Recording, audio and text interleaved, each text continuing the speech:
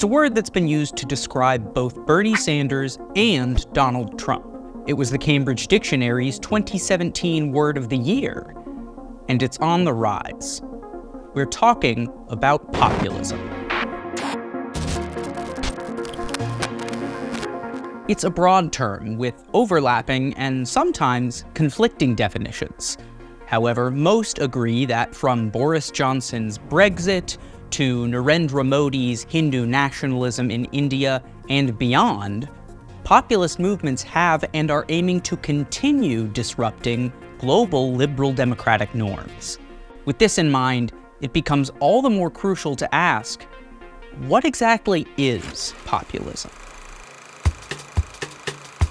The term was first used in the late 19th century United States, when a group of farmers, rail workers, and more banded together to found the People's Party, who the press began referring to as the Populist Party. But the ideas of populism are even older than that, and more pernicious. America's arguably first populist president was Andrew Jackson, who campaigned on an outsider image against Washington insiders. Jackson then went on to expand suffrage to all white men, that is. He also pushed America to expand westward, and in turn pushed 60,000 Native Americans off of their land in a genocidal forced march you might have heard of called the Trail of Tears.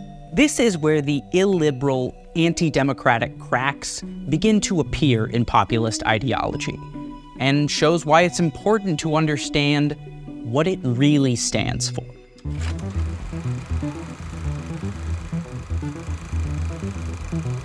First off, the key tactic of populism is to delineate between two opposing groups: the people and the elite. Chances are, you could immediately picture who those two groups are supposed to be: the decent, hard-working people of the American heartland and the Ivy League-educated elite in their coastal cities. Or it might be the 99% chasing the vanishing dream of the middle class, while the techno-feudalist 1% buy elections and dole out their pittance of taxes. Despite whoever you might associate the label populist with, populism is not inherently of the right or the left, but can be attached to the preferences of either wing when they see fit to employ it. Whichever direction the rhetoric is coming from, the people are assumed to be virtuous, trampled upon, and the heart of the nation. This will be a victory for real people, a victory for ordinary people, a victory for decent people. The elite are disproportionately powerful, established, and whatever you don't like. I hate it. I meet these people. They call them the elite. Let's face it, they've been stone-cold losers, the elite. But the populist bait and switch comes when they start to define who the people really are. Very quickly, populists begin to narrow who the title "the people" actually applies to. Suddenly, decent, hard-working people from the heartland doesn't include any of the immigrants who live there, or anyone who runs a business isn't of the people because they're a boss. And then the populists go a step further. They start turning on the people who defend and protect these other outgroups. This is one difference between left-wing and right-wing populism, as John Judas has pointed out. Left-wing populism is generally binary and pits the working-class majority against the small minority of rich oligarchs. Right-wing populism, on the other hand, pits the real people against an elite that sells out their interests to protect some other reviled outgroup.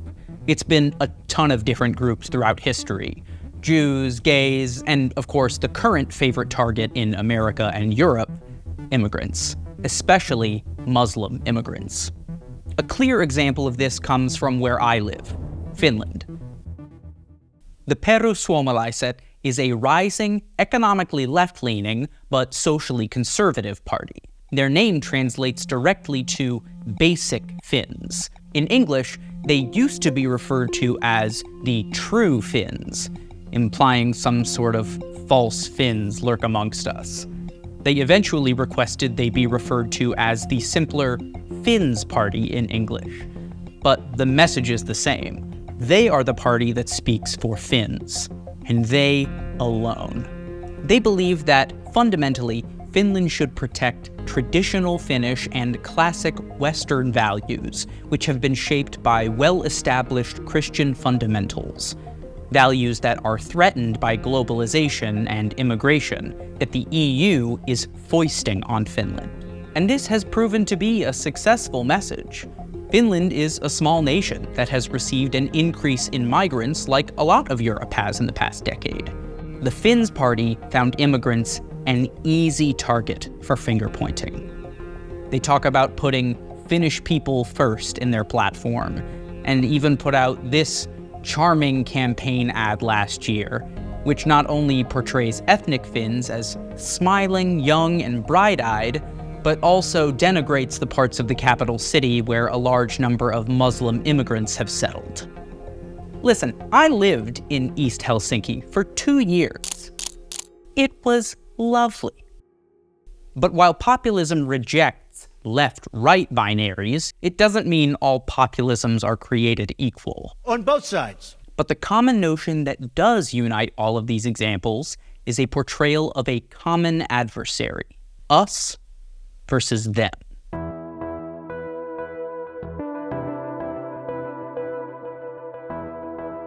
Narrowing down the people from a large group to a smaller one isn't just an exercise in bigotry or selective interests, though. It's a calculated, tactical pursuit of even more insidious ends. You see, here's the problem populists run into. If the people is too large a group, it's bound to include differing viewpoints, goals, and desires. So they selectively exclude certain groups out of the people so that it becomes smaller, and by extension, more homogeneous. Take, for instance, the recent return of Geert Wilders in the Netherlands.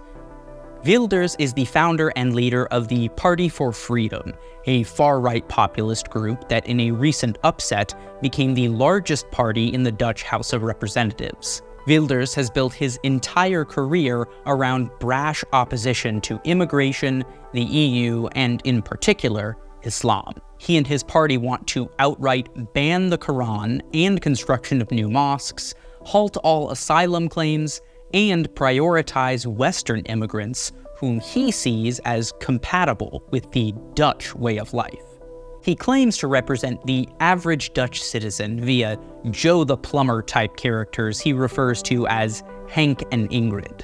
These two are juxtaposed with Mohammed and Fatima, whom he blames for taking up space in crowded hospitals during COVID, despite not speaking our language or following our rules. By excluding Muslims from his alleged Dutch consensus, Wilders justifies his bold and intolerant claims as simply exercising the sovereignty of the people. When Turkey was seeking entry into the European Union in 2015, his entire justification for opposition was based in anti-Muslim animus, but couched in the language of what European people want. Today, I have a message for the Turks. You are no Europeans, and you will never be. All the values Europe stands for, freedom, democracy, human rights, are incompatible with Islam. We do not want more, but less Islam.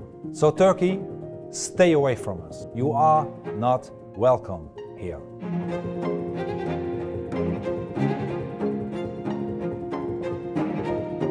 This rejection of plurality doesn't just apply to the rhetoric of populists, though. It also motivates their handling of power when they get it. We are transferring power from Washington, D.C., and giving it back to you, the people. Populism asserts that it is one of the most democratic forms of representation possible, the notion of popular sovereignty distilled to its very essence, and that anything going against its desires is actually anti-democratic. But when the people are limited to a select group and then given the blessing of the state, things don't generally turn out well. This can be seen right now in the rise of India's Narendra Modi. Modi is a beloved leader, expected by many to secure an easy win in the election this year, having captured the hearts of the nation's billion-strong Hindu majority. But he's also dismissed India's constitutional commitment to pluralism and secularism, and promoted a muscular Hindu dominance. His Home Minister Amit Shah, the second most powerful man in India, referred to Muslim refugees from Bangladesh like this. Delhi के अंदर ये अवैध घुसपैठिए है, ये घुसपैठियों को निकालना चाहिए, नहीं निकालना चाहिए। दिमक की तरह चाट गए हैं देश के भविष्य को, उनको उखाड़ फेंकना चाहिए या नहीं उखाड़ फेंकना चाहिए। Where has this unvarnished populism that wants to empower the dominant majority led India? Interfaith marriages have been attacked. The mere suspicion of beef consumption has mobilized lynchings by vigilante Hindu mobs that consider cows sacred, and the state fails to stop or punish the culprits.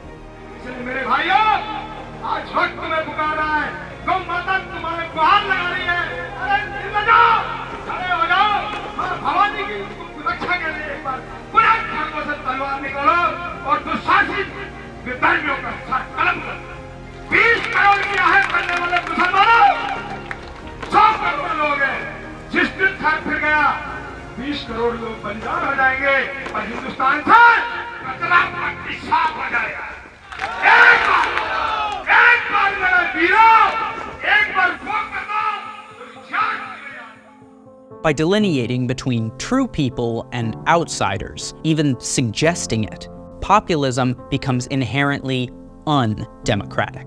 Democracy depends on equal representation, and by privileging the representation of the majority above minorities, it's abandoned. Democracy requires pluralism and the recognition that we need to find fair terms of living together as free, equal, but also irreducibly diverse citizens. A government of the people and by the people must be tempered by the reminder that it should be for all people, not just the real people.